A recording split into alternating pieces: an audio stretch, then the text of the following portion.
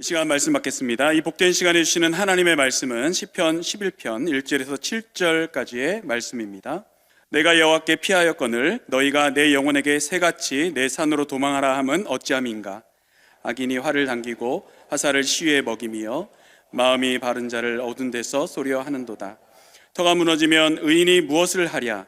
여호와께서는 그의 성전에 계시고 여호와의 보좌는 하늘에 있으며 그의 눈이 인생을 통촉하시고 그의 안목이 그들을 감찰하시도다. 여호와는 의인을 감찰하시고 악인과 폭력을 좋아하는 자를 마음에 미워하시도다.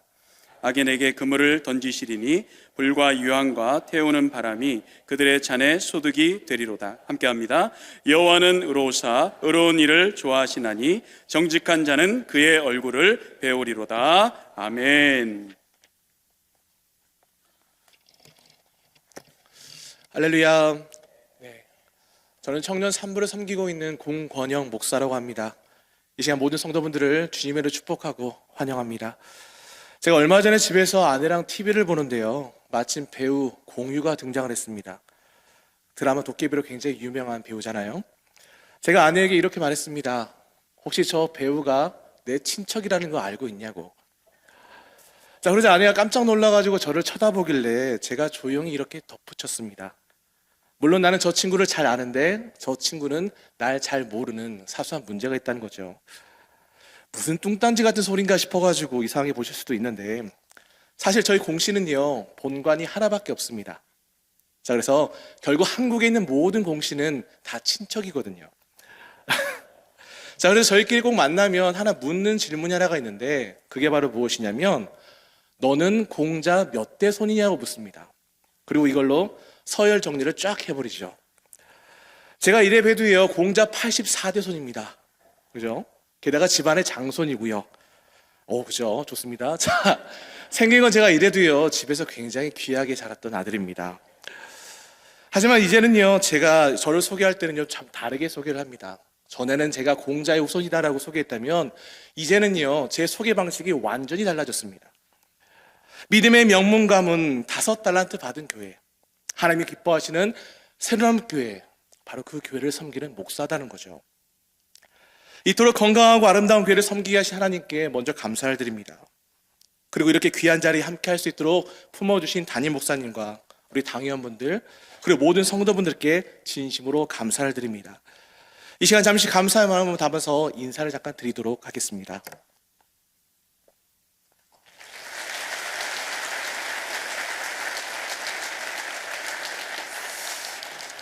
앞으로 잘 부탁드립니다. 네. 제가 예전에 교육부서를 섬길 때의 일이었습니다. 어느 주일날 정말 성실했던 아이가 교회를 오지 않아가지고 부모님께 여쭤본 일이 있습니다. 그러자 그 부모님께서는 그 아이가 학원 특강에 갔다는 그런 대답을 들려주셨죠. 어머니는 물론 처음에는 보내지 않으려고 하셨는데, 이번 특강에 빠지면 아들이 그 남들보다 뒤처질 수 있다는 말 한마디 가운데 결국 고민하시다가 그 아이를 학원에 보내셨다고 하더라고요. 분명 이 상황은요, 고민의 여지가 없습니다. 우리는 그리스도인으로서 이 상황 가운데 교회냐 학원이냐, 이 문제 중에 답을 명확히 안다는 것이죠. 하지만 만약 여러분께서 그 어머니셨다면, 여러분은 아무런 망설임 없이 그 아이를 교회로 보내실 수가 있었겠습니까? 솔직히 쉽지가 않습니다. 물론 끝내 우리는 교회를 보내긴 하겠지만요, 그 과정에서 수많은 고민들이 있게 될 것입니다. 혹시나 내 자녀가 남들보다 뒤처질 수 있다는 이 말 가운데 어느 부모가 고민하지 않을 수가 있겠습니까? 그런데 문제가 있다면 우리가 세상에서 만나게 될 이런 문제들이 너무나 많다는 것입니다. 그렇게 교회냐 현실이냐, 믿음이냐 현실이냐, 그 고민되는 순간들이 너무나 많다는 것입니다. 그리고 이러한 고민은 비단 오늘날만의 문제는 아닙니다. 어쩌면 이는 기독교 역사 속에서 계속해서 반복되던 문제였고, 성경의 위대한 인물들 역시도 피해갈 수 없는 문제였습니다. 심지어 이 문제는 이 사람조차도 피해갈 수 없다는 것을 우리가 볼 수가 있습니다. 바로 오늘 본문을 지는 다윗이라는 사람 역시도 이 문제를 피할 수가 없었다는 것이죠. 이 시를 지을 당시 다윗은 사울에게 쫓기고 있었습니다. 그러던 어느 날 절호의 기회가 그에게 찾아오게 되었습니다. 이 다윗과 신하들이 몸을 숨기고 있던 그 동굴에 사울이 너무나 무방비로 찾아온 것이죠. 당시 다윗과 그를 따르던 신하들은 굉장히 지쳐 있었습니다. 계속되는 추격으로 인해서 늘 긴장해야만 했고요. 제대로 먹지도 자지도 못하는 그 삶을 반복하고 있었습니다. 그런데 바로 그때에 이 모든 고통의 원흉인 사울이 나타났을 때 이 신하들의 반응은 어떠했겠습니까? 우리가 사무엘서 말씀을 보게 되면 이때 신하들은 흥분하여 다윗에게 이렇게 외칩니다. 지금 당장 저 사울을 우리가 죽입시다. 분명 두 번 다시 오기 힘든 기회였습니다. 이제 사울만 죽이면 이 지긋지긋한 도망자 생활을 마칠 수가 있었습니다. 그렇게 사울만 죽일 수만 있다면 이 모든 문제가 다 끝날 수 있는 그런 상황이었다는 것입니다. 하지만 신하들은 얼마 이후에 크게 실망하는 일을 겪게 됩니다. 왜냐하면 다윗은 그 얼마 후 사울의 목이 아니라 그 사울의 옷자락만을 가져왔기 때문에 그렇습니다. 이렇게 눈앞에 기회를 놓친 것도 억장이 무너질 노릇인데 이 다윗은 이어 그들에게 이렇게 말을 합니다. 하나님께 기름 부음 받은 자를 죽이는 것을 하나님께서 원치 않으신다. 분명 지금 그들에게는 사울을 죽일 수 있는 기회가 찾아왔고 이제 사울만 죽인다면 이 모든 문제가 해결될 수가 있었습니다. 하지만 이 중요한 상황 가운데 다윗은 지금 무엇을 하고 만 것입니까? 그는 그저 자기 믿음 하나 지키겠다고 자신을 따르던 모든 사람들을 또다시 위험으로 내몰고 만 것입니다. 그러다 결국 사울이 다시 전열을 정비해서 추격을 시작하자 지금까지 참아왔던 신하들은 폭발하고 말았고 오늘 본문 1절을 보게 되면 그들은 다윗에게 이렇게 외치기 시작합니다. 우리가 새처럼 저 산으로 도망갑시다. 여기서 새처럼 산으로 도망치자는 것은 단순히 산속에 숨자는 말이 아닙니다. 결국 이 모든 상황이 벌어진 것은 당신의 잘못된 판단이 아니냐는 불만이었고요. 이제 우리가 도망칠 곳은 저 산밖에 남지 않았다는 원망이었습니다. 다시 말해 당신이 하나님 하다가 결국 우리가 이 지경이 되었다는 것으로서 이제 더 이상 보지 않는 하나님이 아니라 눈앞의 현실을 바라보자는 것이 바로 이 신하들의 외침이었습니다. 그러면서 그들은 결정적으로 3절에 이렇게 말을 하기 시작합니다. 터가 무너지면 의인이 무엇을 하겠습니까?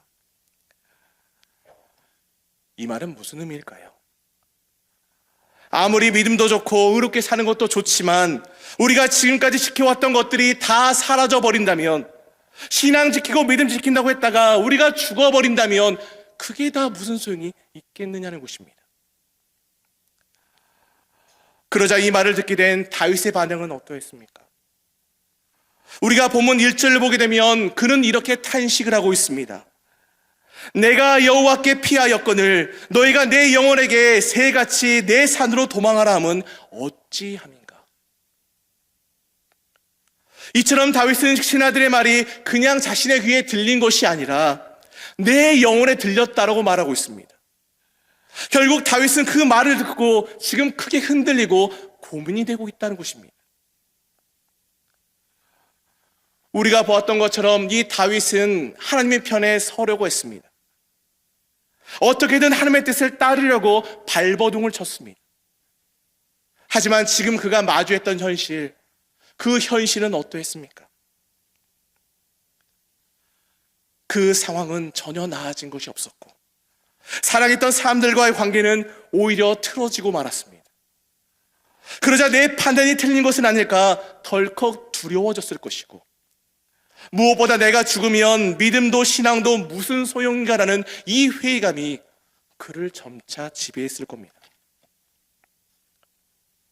결국 우리도 저 새들처럼 자유롭게 산으로 도망하자는 신하들의 말은 이 다윗의 영혼을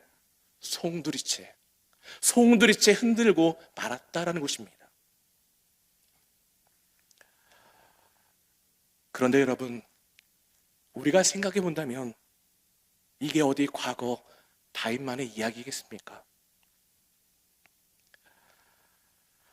제가 아주 어릴 때 시골에 계시던 할아버지 집에 갔을 때 일이었습니다. 당시 부모님께서는 저를 조그만 방에 있으라고 하시고는 안방에 계신 할아버지를 만나러 가셨습니다. 그런데 아무리 시간이 지나도 부모님이 돌아오지를 않는 겁니다.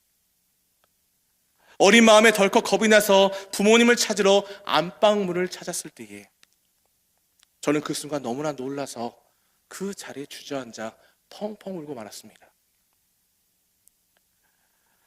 제 기억 속에 남아있는 그날의 모습은 너무나 충격적이었습니다. 그 당시 술에 잔뜩 취하신 할아버지는 큰 소리로 욕설을 하시면서 제 어머니를 발로 받고 계셨고, 그 옆에서는 아버지가 이 할아버지를 말리고 계셨습니다. 제 친가는 공자의 후손이라는 것에 큰 자부심이 있는 집안입니다. 바로 이러한 이유 때문에 유교적인 전통을 그 무엇보다도 중시하던 분위기였습니다. 그런데 그런 집안의 장손이었던 아버지가 어머니를 만나 주임을 영접하셨고, 심지어 목사가 되겠다고 결단하시게 되면서 이제 할아버지에게 이런 선언을 하셨던 겁니다. 더 이상 나는 제사를 드릴 수 없습니다. 그때부터였습니다.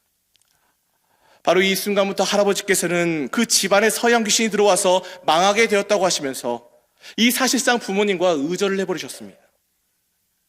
하지만 그래도 부모님께서는 그런 할아버지 전도해 보시겠다고 해마다 명절 때나 생신 때마다 찾아가셨지만 그때마다 돌아왔던 것은 거세지는 할아버지의 핍박이었습니다. 문제는 이뿐만이 아니었습니다.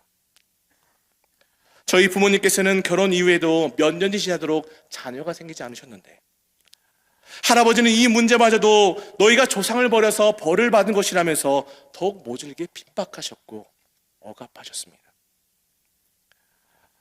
그래서 그때부터 부모님께서는 우리에게 아들을 주신다면 우리가 하나님께 바치겠다라고 서원을 하셨고, 그 눈물의 기도에 응답이 바로 저였습니다. 이처럼 기도의 응답으로 고대했던 아들이 태어나자 부모님은 이제 상황이 좀 나아질 것이라고 기대하셨답니다.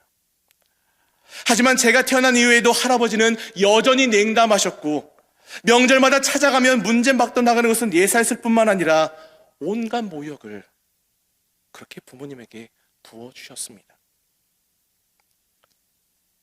그렇다면 여러분, 이런 할아버지의 핍박은 얼마나 지속이 되었을 것 같습니까? 1년? 10년? 아닙니다. 바로 제 작년까지였습니다. 무려 수십 년 동안 할아버지께서는 계속해서 하나님을 거부하셨고 이 부모님을 향한 마음을 바꾸지 않으셨습니다. 그렇게 부모님을 향한 핍박을 멈추지를 않으셨던 겁니다.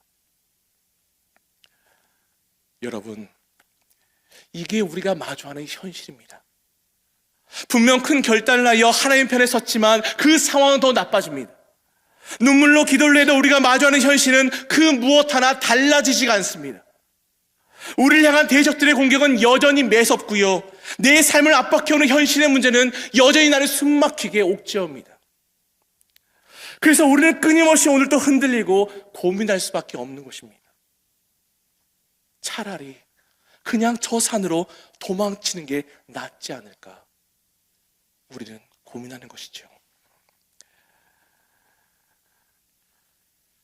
이는 다윗이 처한 현실 역시도 마찬가지였습니다. 분명 그는 늘 하나님을 택했지만 그의 상황은 전혀 나아지지가 않았습니다. 그렇게 그가 하나님을 택하면 택할수록 그의 삶은요 더욱더 억압이 심해졌다는 것입니다. 하지만 놀랍게도 다윗은 끝내 그의 삶 가운데 어떤 선택을 했다라고 성경은 기록합니까?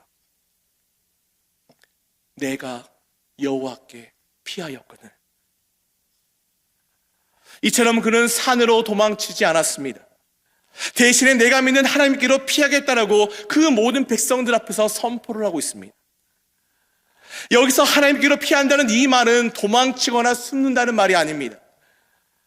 비록 내가 서 있는 이 터가 무너지고 내가 죽게 된다 할지라도 나는 끝까지 하나님이 원하시는 길을 가겠다는 선포입니다. 그렇다면 여러분, 다윗은 어떻게 이런 선택을 할 수가 있었겠습니까? 아무것도 받기 전에 이 상황 가운데 왜 다윗은 하나님을 택해서 그렇게 나아갈 수가 있었겠느냐는 것입니다. 순간의 판단으로 모든 것을 잃을지 모르는 상황에서 당장 눈에 보이는 실제적인 방법들을 뿌리친다는 것은 결코 쉽지가 않습니다.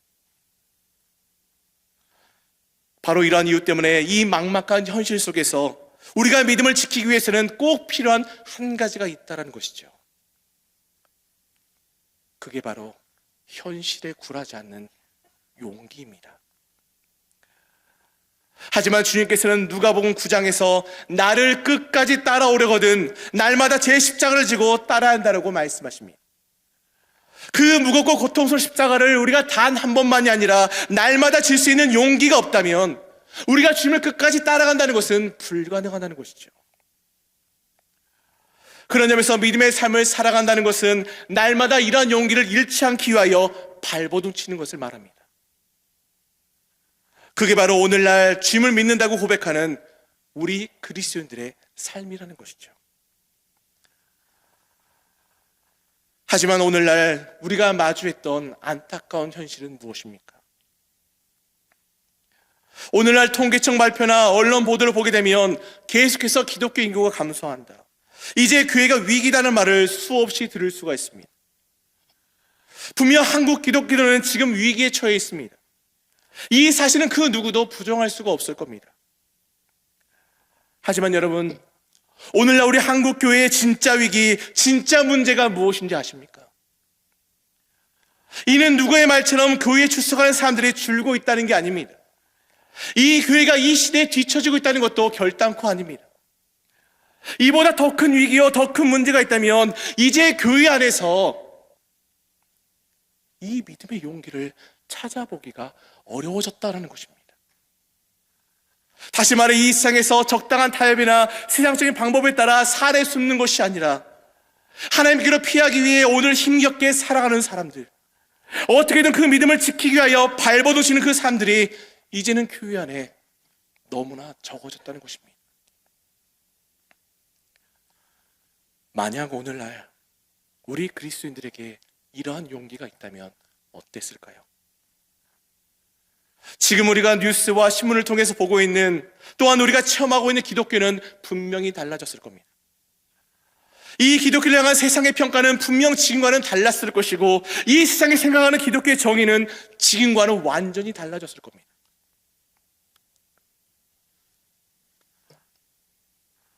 분명 과거 세상이 보았던 기독교, 우리 그리스도인의 모습은 어떠했습니까?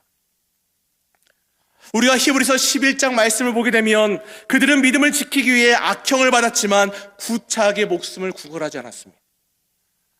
그들은 희롱과 채찍질 뿐만 아니라 감옥에 갇히는 것도 두려워하지 않았다고 기록되어 있고, 심지어 고문을 당하고 죽임을 당하는 것도 피하지 않았다라고 기록되어 있습니다. 다시 말해 분명 이때만 하더라도 세상은 우리 그리스도인들을 통하여 어떠한 상황에도 굴하지 않는 거룩한 용기를 볼 때가 있었다는 것입니다. 하지만 여러분, 우리가 생각해 본다면 오늘날 우리 교회 안에서는 이러한 용기가 얼마나 남아있겠습니까? 어쩌면 오늘날 우리의 교회의 모습을 보게 되면 그 뜨거웠던 신앙의 야성은 온데간데 없고요, 그저 겉모습만 희미하게 남아있는 것은 아닌지 우리의 마음이 무거워질 때가 많다라는 것이죠. 그렇다면 도대체 교회는 왜 이렇게 변해버렸을까요? 왜 오늘날 우리 교회 안에는 이러한 용기가, 이 거룩한 용기가 자꾸만 사라지고 있느냐는 것입니다. 우리가 성경을 보게 되면 결국 그 이유는 한 가지밖에 없음을 발견하게 됩니다. 이는 과거 다윗이 그 절체절명의 위기 속에서도 결코 놓지 않았던 단어, 그가 언제나 확신하고 있던 이 한 단어를 이제 교회가 잊어버렸기 때문에 그렇습니다. 이 단어가 교회에서 사라지자 그와 동시에 그 교회 안에서 이 거룩한 용기가 사라지고 말았다라는 것이죠. 그렇다면 다윗이 끝까지 놓지 않았다는 그 말, 이 교회가 잊어버리고 있다는 그 말은 과연 무엇이겠습니까? 그게 바로 삼마라는 단어입니다. 여기서 삼마라는 이 단어는 거기에라는 의미를 가지고 있습니다. 그런데 우리가 성경을 보게 되면 성경은 그 단어에 위대한 이름을 붙여서 이렇게 선포를 하고 있습니다. 여호와 삼마. 이 말씀은 무슨 의미가 되겠습니까? 이는 바로 하나님은 거기에 계신다라는 것입니다.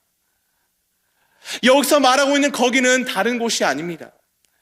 에스겔 48장 마지막 절 말씀을 보게 되면 무너진 예루살렘이 회복된 이후에 하나님의 백성들이 영원히 거하게 될 그 새 성읍의 이름을 여호와 삼마라고 불렀습니다.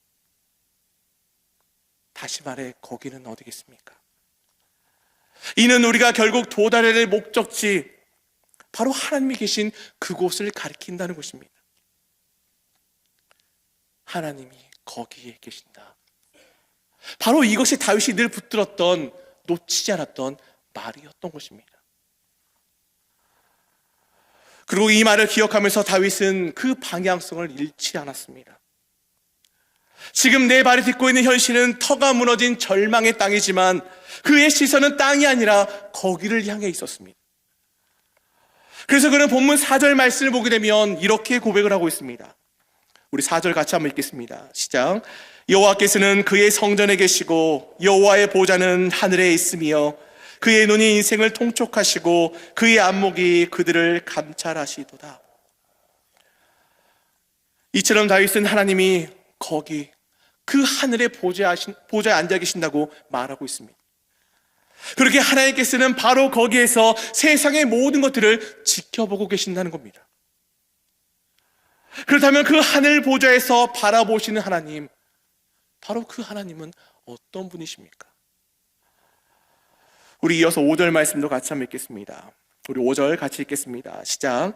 여호와는 의인을 감찰하시고 악인과 폭력을 좋아하는 자를 마음에 미워하시도다. 다윗은 하나님이 악인을 미워하시는 분이시지만 의인을 감찰하시는 분이다라고 말하고 있습니다.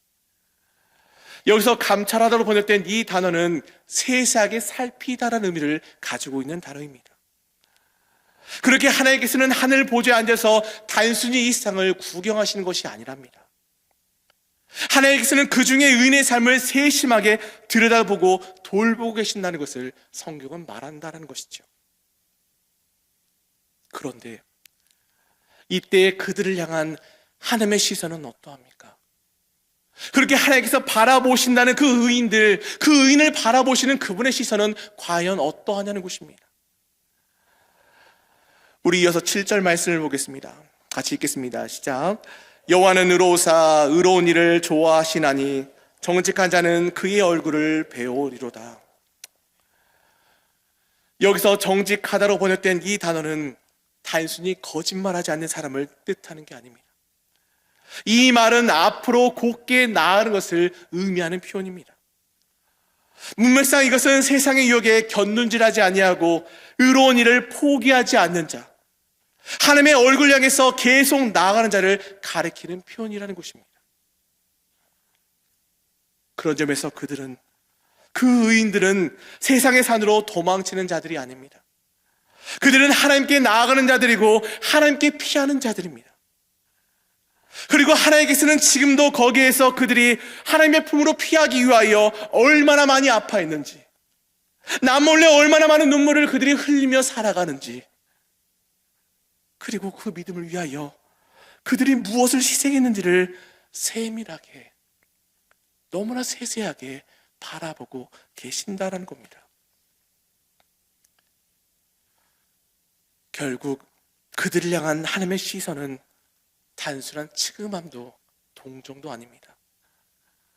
비록 터가 무너지고 흔들려도 끝내 그들이 자신을 향해 나오는 그 모습, 어떻게든 하나님께로 향하려는 그 모습을 저 하나님께서는 너무나 자랑스럽게, 너무나 기쁘게 그들의 발걸음을, 그들의 삶을요 바라보고 계신다라는 것입니다. 이처럼 다윗이 용기를 잃지 않고 결국 하나님께 피할 수 있었던 이유는 다른 데 있지 않았습니다. 그는 바로 여호와 삼마. 하나님은 거기에 계신다는 이것을 확신했던 것입니다. 이 악하고 험한 세상에서 어떻게든 믿음을 지켜보려는 그 처절한 몸부림을 지금도 거기 계신 아버지께서 다 지켜보시고 알고 계신다는 것을 확신했기 때문에 이 다윗은 끝까지 그 믿음을 포기하지 않을 수가 있었던 것입니다. 그렇다면 하나님께서 이러한 다윗의 고백을 기록하시고 오늘 우리에게 보게 하신 이유는 무엇이겠습니까? 오늘 본문의 말씀을 통하여 하나님께서는 저와 여러분에게 지금 무엇을 말씀하고자 하셨겠느냐는 것입니다.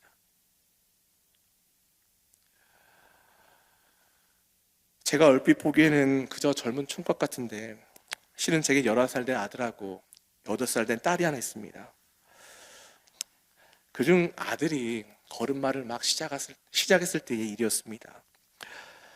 당시 그 모습이 너무 이뻐서 제가 걷는 모습 보겠다고 아들에게서 몇 발짝 떨어져가지고 아들에게 한번 와보라고 한번 손을 벌려봤습니다. 그러자 아들이 환하게 웃으면서 제게 오려고 하면서 몇 발짝 걷다가 넘어지고 또 일어나다가 넘어지고 그렇게 몇 번을 반복하고 나서야 제게 와서 안겼던 그 기억이 지금도 생생합니다. 그렇다면 여러분, 왜 제 아들은 그렇게 제대로 걷지도 못하면서 힘겹게 제게 걸어왔을까요? 왜 자꾸 계속 몇 번씩 넘어짐에도 불구하고 다시 일어나서 제게 오려고 했던 이유는 왜겠습니까? 그 이유는 하나밖에 없습니다. 아빠가 거기 있으니까요. 아빠가 바로 거기서 나를 오라고 부르니까 이 아들은 그렇게 걷고 또 걸었던 것입니다. 비록 내가 넘어져도 결국 저기까지만 간다면 아빠가 나를 안아줄 것을 아니까, 비록 넘어져도 다시 일어나서 내가 걷는다면 그런 내 모습을 아빠가 기뻐할 것을 아니까 너무나 어색하고 부족한 걸음걸이지만 그 아들은 한 걸음 걸어서 아빠에게 나아갔던 겁니다. 사랑하는 성도 여러분, 이것이 바로 여호와 삼마입니다. 하나님은 지금도 바로 거기에 계신다. 바로 그 사실을 믿고 우리가 살아가는 겁니다. 마치 아빠가 아기를 향해서 이리 오라고 손짓하고 있는 것처럼, 비록 쓰러지고 넘어져도 그 걸음마를 자랑스러워하며 안아주고 하고 싶어하는 것처럼, 우리가 비록 넘어지고 쓰러져도 그 서툰 걸음마조차도 자랑스러워하시며 그런 우리를 와라 안아주고 싶어 하시는 분, 바로 그 하나님께서 거기서 우리를 기다리신다는 것을 우리가 확신하며 우리가 나아가는 것, 그게 바로 여호와 샴마, 바로 그 믿음으로 살아가는 것입니다. 그렇게 하나님이 바로 거기에서 오늘도 우리를 기다리고 계십니다. 그렇다면 나를 기다리시는 이 하나님 앞에서 우리는 과연 어떠한 삶을 살아가야 되겠습니까? 분명 우리는 세상을 살아가면서 원치 않아도 수많은 현실의 문제를 직면하게 될 겁니다. 이러한 문제 앞에 보이지 않는 하나님보다는 당장 내 눈앞에 보이는 산으로 피하고 싶은 유혹이 우리의 삶 가운데 계속 다가올 겁니다. 당장 터가 무너지면 의인이 무슨 소용이냐는 세상의 말이 우리의 영혼을 계속해서 또다시 흔들지도 모릅니다. 게다가 산이 아니라 하나님께 피한 사람들은 마치 세상에서 패배자같이 보이고 여전히 나아지 않는 상황과 지속되는 고난은 나의 판단이 틀린 것처럼 계속해서 나를 흔들어댈 것입니다. 하지만 여러분, 우리가 성경을 보게 되면 끝까지 용기를 잃지 않고 하나님께 피했던 그 다윗은 너무나 놀라운 인생의 반전을 살아갔습니다. 모두가 패배자로 생각했던 그는요, 결국 위대한 성군이 되었고, 모두가 실패자로 생각했던 그의 삶은 이스라엘 역사 가운데 가장 강대한 나라를 세우는 왕이 되었다는 것입니다. 그리고 성경은 그가 누렸던 이 반전의 삶이 이제 나의 삶이 될 수 있다고 약속하고 있습니다. 바로 거기에서 나를 부르시는 하나님의 음성을 듣고 지금도 나를 기다리신 하나님을 바라보며 우리가 끝까지 용기를 잃지만 않는다면 이 모든 것은 우리의 삶의 실제가 된다는 것이죠. 말씀을 정리하겠습니다. 재작년 중순 때 일이었습니다. 아버지께서는 갑자기 할아버지가 위독하시다는 소식을 제게 알려주시면서 마지막으로 할아버지를 보러 가자고 하셨습니다. 그날 병실에서 만난 할아버지는 더 이상 제 기억 속에 무서운 분이 아니었습니다. 오랜 투병 생활로 인해서 앙상하게 남은 뼈만 남은 너무나 작고 연약한 노인이었으니까요. 그리고 거기서 아버지가 할아버지의 그 앙상한 손을 붙잡아 들었을 때에 할아버지는 가쁜 숨을 몰아쉬면서 힘겹게 이렇게 말씀을 하셨습니다. 나를 위해 기도해 달라고. 평생 단 한 번도 교회에 가본 적이 없는 분이셨습니다. 평생 아들의 하나님을 늘 거부했고 그 하나님을 모욕했던 분이셨습니다. 하지만 생애의 마지막 순간이 되어서야 이 할아버지는 아버지께 영접 기도를 받으셨고, 할아버지는 비록 작은 소리였지만 너무나 분명하게 이렇게 말씀하셨습니다. 아멘. 바로 그 한마디가 마지막이었습니다. 그리고 할아버지는 곧 의식을 잃으셨고 며칠 후 하나님의 품으로 돌아가셨습니다. 사랑하는 성도 여러분, 오늘 7절 말씀은 분명히 이렇게 말하고 있습니다. 정직한 자는 그의 얼굴을 보게 될 것이다. 하나님을 향해 정직하게 나아가는 자, 그 삶을 포기하지 않는 자, 그 거룩한 용기를 놓지 않는 자는 반드시 하나님을 만나게 될 것이다. 성경은 오늘도 우리에게 약속해 주고 계십니다. 바로 이것이 오늘 우리 모두에게 주어진 변치 않는 하나님의 약속입니다. 그런 점에서 때로는 남들보다 조금 더 돌아갈 수 있습니다. 조금 더 우리의 삶에는 손해가 있을 수가 있습니다. 여전히 고난과 고통에서 우리는 해방되지 않는 것처럼 보일 수가 있다는 것입니다. 하지만 여러분, 눈앞에 보이는 이 현실 앞에서 그 여러분의 거룩한 용기를 절대 잃지 마십시오. 여호와 샴마, 지금도 거기서 우리를 부르시는 하나님, 바로 거기서 나를 애타게 기다리신 하나님을 기억하시면서 삶의 방향을 하나님께로 향하시고 오직 하나님께로만 피하며 사시길 바랍니다. 그래서 언젠가 우리 모두가 하나님의 품에 안기는 그날에 정말 수고했다, 정말 고생했다, 우리에게 위로하시는 주님과 함께 주님이 우리를 예배해 놓으신 그 영원한 샬롬을 우리 모두가 다 한 명도 누락 없이 누릴 수가 있게 되기를 이 시간 주의 이름으로 간절히 축원합니다. 이 시간 함께 기도하는 시간 갖도록 하겠습니다. 오늘 주님 말씀처럼 우리 하나님은 멀리 계신 분이 아니라 지금도 거기 계셔서 우리를 지키시는 분이십니다. 터가 무너지는 것 같은 현실 속에서도 세상의 산이 아니라 우리를 세밀하게 감찰하시고 돌보시는 하나님을 신뢰하시며 우리 시간 믿음으로 고백했으면 좋겠습니다.